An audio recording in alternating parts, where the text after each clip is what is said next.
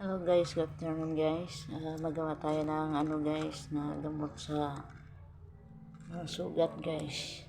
Tulad ng bagong sugat guys, ang itong malunggay guys, ito ang pinaka number 1 na gamot sa mga bagong sugat na guys. Ito yung guys, dahon na ganito guys. Lagyan lang ng tubig ng konti ganyan guys. Tapos ganun na lang guys, ganyan hanggang sa naka na siya guys, may na siya, may katas na siya guys.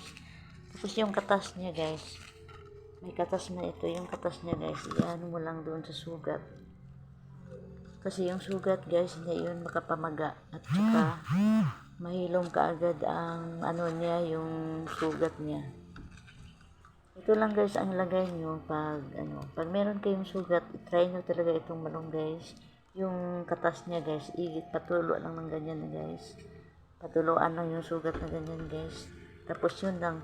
Pagkatapos nun guys, yung niya, ganito niya guys, doon sa sugat guys, itakip at saka talian ng mga malinis na tela. Yun lang guys, hindi na yun siya makapamaga guys. Yun lang guys ang tip ko sa inyo.